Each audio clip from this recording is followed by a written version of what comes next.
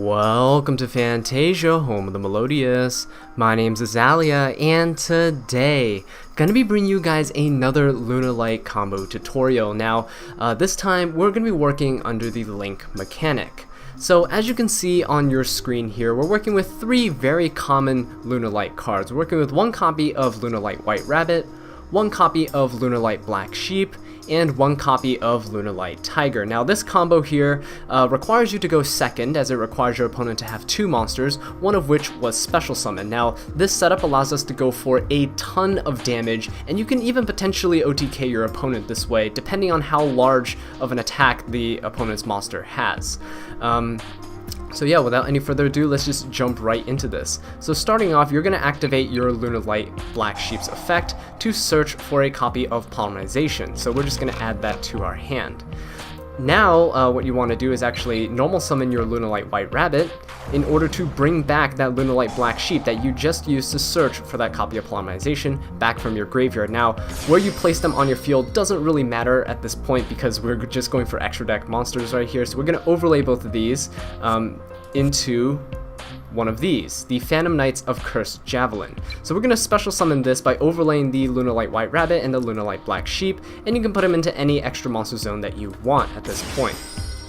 So the reason why we want to go for the Phantom Knights of Cursed Javelin is because it requires two level 2 monsters, fairly easy to summon in Lunalights, and its effect is that you can detach one XYZ material from this card, then target one face-up monster your opponent controls until the end of this turn, changes attack to 0, also has its effects negated. So what you can do with this is make something have 0 attack, summon a very large monster, and then swing over the 0 attack monster.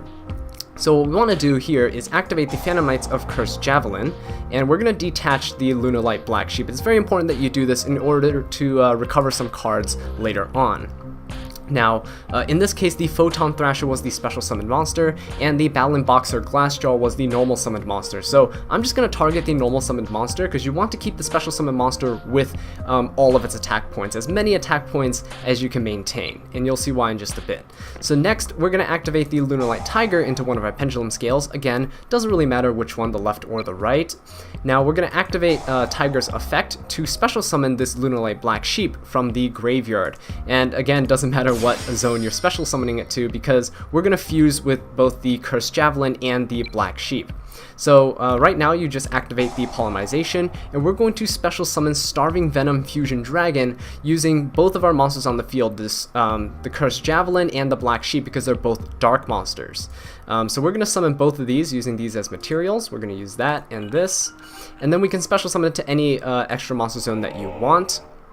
And after you special summon this, make sure you activate Starving Venom's effect and the Lunalight Black Sheep's effect. I like to use Starving Venom's effect first and then Black Sheep second.